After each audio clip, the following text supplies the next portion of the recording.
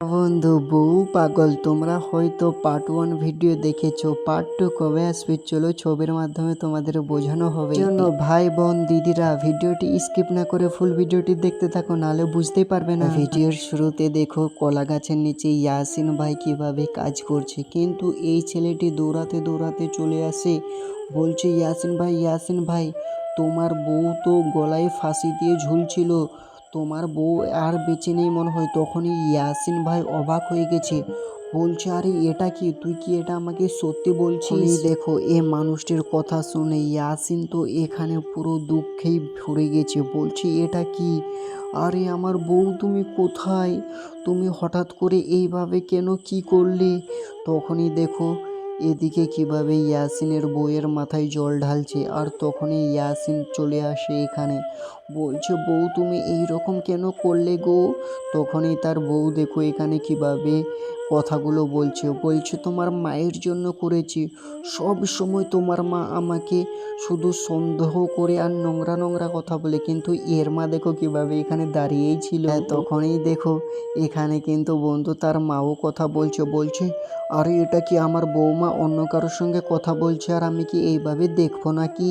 তখনই তার বৌমা বলে যে না আমি তো, আমার মাসির ছেলে আমাকে ফোন করছে, তাই জন্য তো আমি একটু ফোনে কথা বলছি, কিন্তু দেখো তোমার মা আমাকে এরকম কথা বললে কিন্তু আমি আর তোমার বাড়ি থাকবো না। তখনই দেখো ইয়াসিন পুরা রেগে গেছে, বলছে মা তুমি এটা কি করছো, আমার বউ যে করছে, কিন্তু তুমি আমার বউকে কেন সন্দেহ করছো?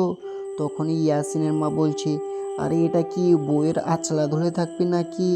ইয়াসিন আবারও রেগে গেছে, বলছে মা তুমি এই রকম কেন বলছো আমাকে, এটা আমার একটা আদরের বউ, আর আদরের বউকে এই রকম কিছু বলে নাকি?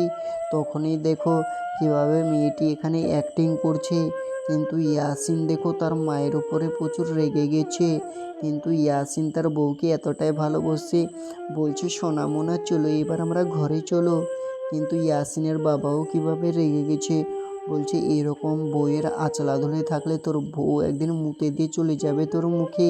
কিন্তু ইয়াসিন তো এগুলো কথা শুনে না, ওর বউয়ের সঙ্গে ঘরে চলে যায়। কিন্তু কিছুদিন পরে দেখো বন্ধু ইয়াসিনের বউ কিভাবে এখানে সাজুগুজু করছে, আর দেখো এখানে মোবাইল হাতে করে কিভাবে একটি ছেলেকে ফোন করে, হ্যাঁ আর এই যে দেখো রনি, এই রনির সঙ্গে কিন্তু ইয়াসিনের বহুর প্রেম প্রীতি।